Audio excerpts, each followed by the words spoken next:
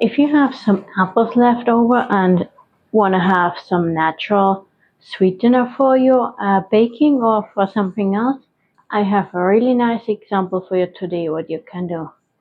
We today gonna make some apple sugar. All you need for that is apples and probably a little bit of water. Hi, my name is Karen from Prepared and Sustainable Living. I have apples I took out of the freezer. They were left over for the season.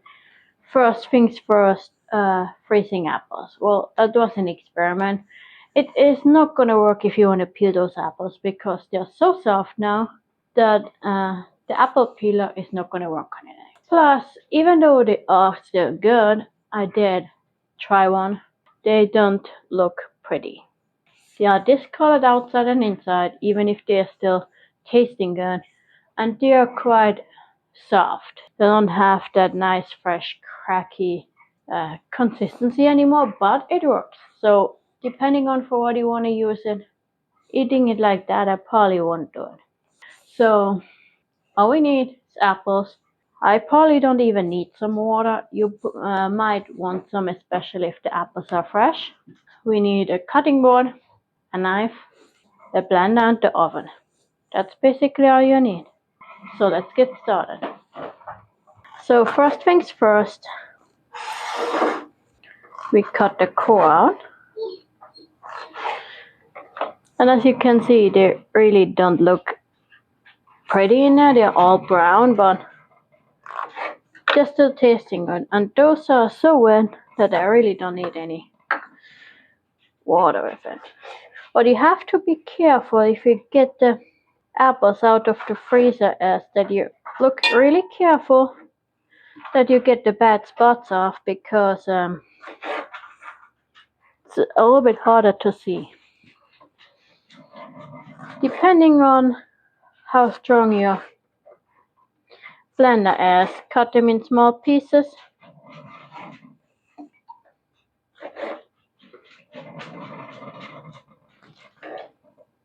Cut the bad spots off and the core out. You don't need to peel them.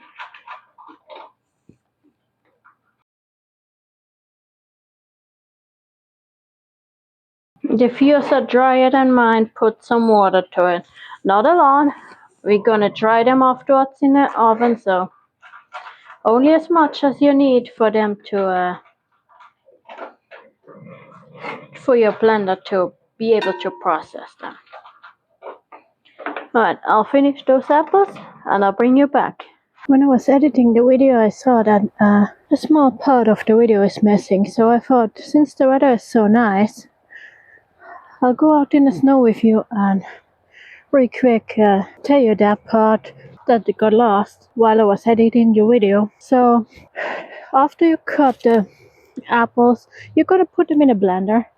You blend them up till they're puree or like applesauce, something like that. And then you have two options.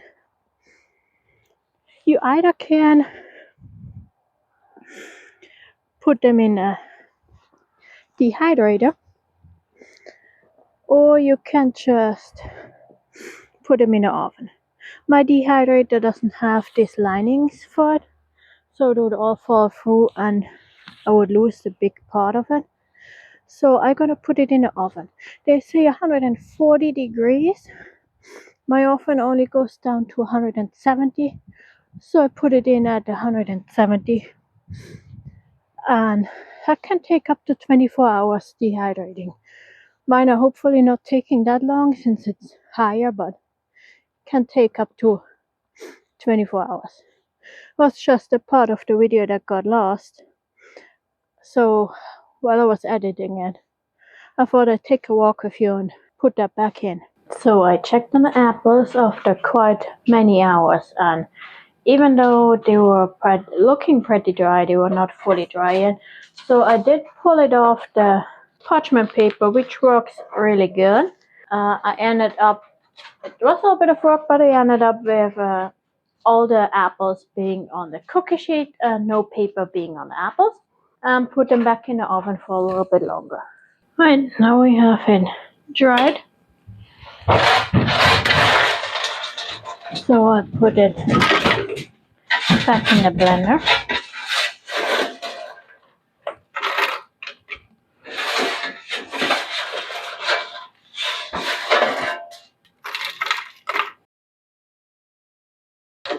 Because that's not sugar.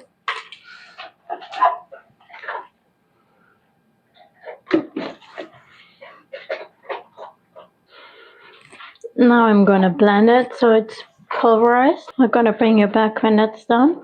Alright, there's still a couple bigger pieces in here, especially because it's not a whole lot. But